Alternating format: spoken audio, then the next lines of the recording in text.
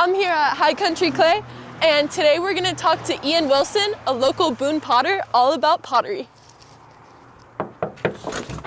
Hey, welcome in, guys. Come on in. I have been doing pottery for about, I would say, 4 or 5 years now. And I started all the way back in high school, at Watauga High School. We had just gotten a new ceramics teacher who was fresh out of a MFA, a Master's of Fine Arts, so, you know, really full of ideas and energy, which a ceramics studio really thrives on. And so it was really good to learn from him. I made these two, and they're decently big.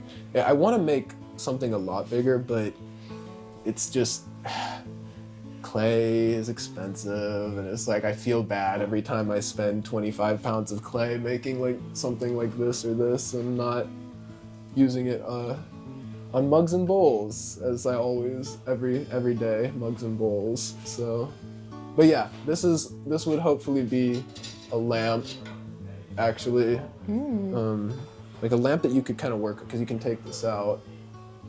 But the things like this really don't make sense as a studio potter until you like have gallery connects or something like this, because that's the only place you're going to sell something like that for decent value, if it survives the kiln, which is always. How long does it take to bake?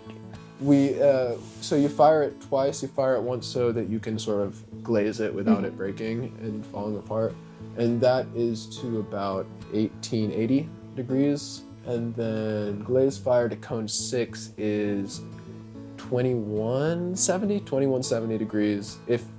That's mid-range, and if you went to high fire pottery, it would be cone 10 or 23 something degrees, 2300 about degrees.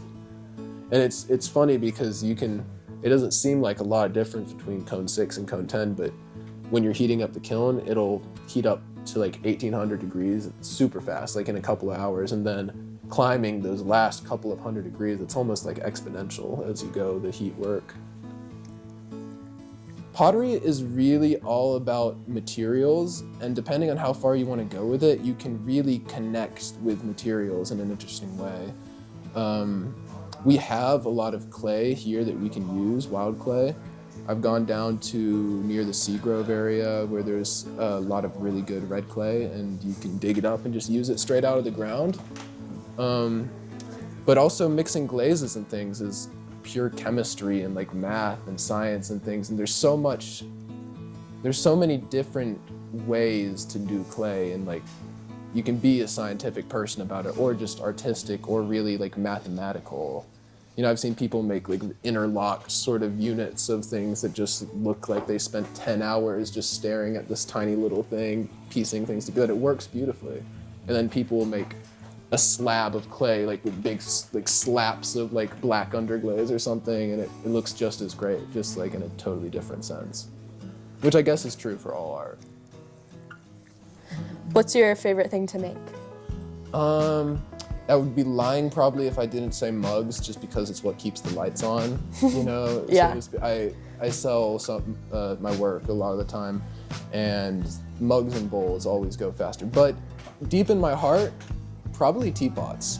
Oh. Because they are really complicated to make, and there's so much that like you get a beautiful teapot and it looks awesome, and you fill it with tea, and you go to pour it, and it like sputters out and it sprays everywhere, and you're like, oh man, the spout. I messed up the spout. And yeah, the challenge of it is really fun. So you grew up around here. Mm-hmm. What's the culture like around pottery and art from your experience? It's interesting, the mountains, a lot of, again with material, a lot of what you make and what kind of a potter you are depends on what materials you have access to. And so actually 90% of, I think this is the right statistic, 90% of North Carolina potters are from the Piedmont. And so only 10%, and both the 10% is split between like the coast and the mountains. And so that's because there's so much better clay in the Piedmont, but there are potters in the mountains, there's some, and it's sort of the same thing in Boone if you live here long enough, where there's certain family names that keep popping up and you'll see them.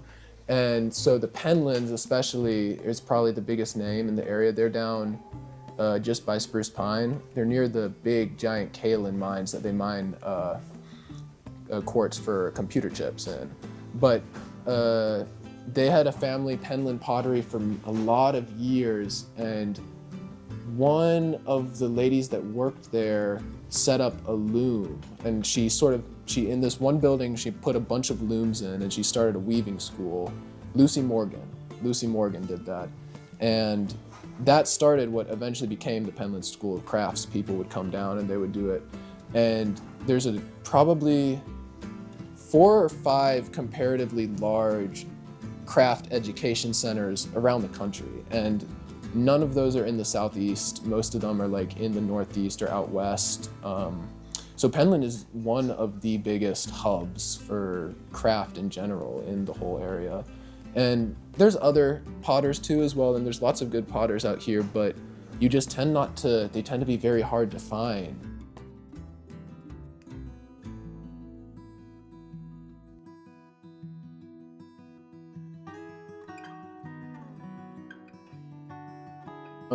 But also, in the sense for the wheel, by doing this, you sort of spin all the particles into the same curve, and that helps with the curvature of the wheel to get a good pot without bumps. All right, so I just wedged up the clay, and it's all smooth and ready to go. And so now, before we start, we should mention that the most important thing about throwing is that you sit right. And so you need to to get your body weight into it, you sit over it and on top of it rather than sort of back from it. Then you take, for first time people, I like to say you make a little X, and then you aim for the center of the X. And I guess this is the throw, technically. You attach it just like that. And what we're doing in the first stages here is trying to ensure that the seal of the clay is really strong against it, so that when we start to shape it, it doesn't just pop off, which happens sometimes. And so we're gonna start by coning down, which is to say, I'm pushing with my palms here, the center of my palms, which are really flat, and I'm pushing in and down, just trying to make sure it's sealed and trying to push out any weird bumps that start. The next part is the part everyone knows about pottery, is the coning up, just like that. And this is really the part in where you're gonna get the clay even and remove any weird parts that are hard bits that will bother you later. And so what I'm doing here is essentially the same part of my hand that I was using to cone down, I'll cone up with, except instead of this angle, I'm pushing in and up, but it doesn't make much sense, but I'm pushing in first, sort of, so I'm looking to spiral it up versus pull it up. And so when you do that a couple times, it should feel better, and the clay should respond pretty well, and you can just shape it into a sort of hockey puck disc. And the way you say it is, if the clay stops talking back at you, it's ready to go. And so when I put my hand, it doesn't say anything. Cool. So I think it's ready. And then from there, you take your hand with a little water and just follow. It should feel very natural, just following that center down. Shouldn't take too much pressure, but you should especially check a couple times as you go down to just make sure you're far enough away from the bottom. And so you say about a 1/4 inch, a 1/2 inch works just fine, should be on the safe side. And then you donut it out. Also personal preference, so I wanna make sort of a bowl. So I'm gonna go wider on the bottom. And this isn't necessary, but a lot of people will take their thumb or something and sort of clean up the inside just like that. Use your fingernail to put a corner in it. And then the fun part, right? So throwing posture is with your hands, you have one hand underneath and one hand slightly above on the inside. The important part here is you're not squeezing up the clay so much as you're spiraling it, and you apply pressure from both sides and sort of ease the clay up. And so to start that, you take the outside hand and dig a little divot, get underneath the clay, and then applying light pressure, and my hands are touching to give stability. I'll just slowly apply pressure, and I like to say you move up from your elbows. And if you move up from your elbows, your hands stay stable, and the clay just moves up. Gotcha. Yeah.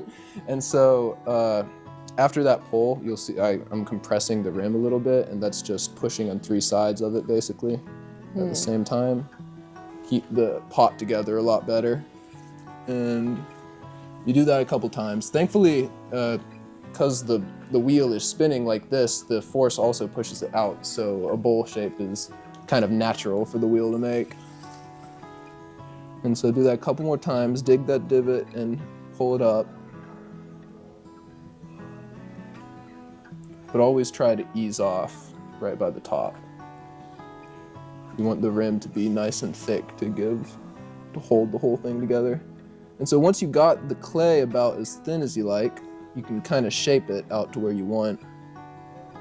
I like to use these ribs. British people call them kidneys. I don't like saying that word. But just take it and sort of press the clay out to it. This isn't something that you really have to do. That's kind of, it can catch on the clay and stuff. But for showing off purposes, I'll do it with a metal one too. Just makes it extra smooth. Nice. And I want to do something interesting to it, right? So maybe I'll set that rim out a little bit. That's decorative, right? Yeah. Okay.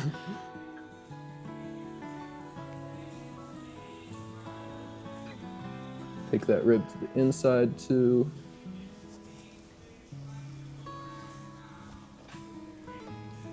And sponge over the top. And that's a bowl. And now this is the, again, you can get to this part and it'll still completely fall apart.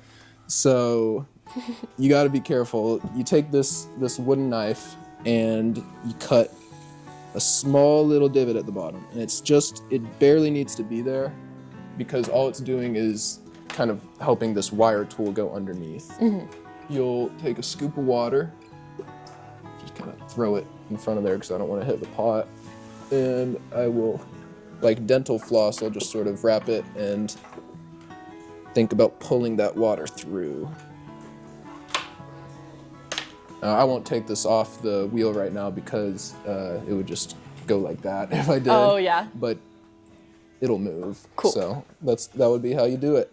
I had so much fun. Thanks for having us, Ian. It was so nice to meet you. Anytime. Come on back.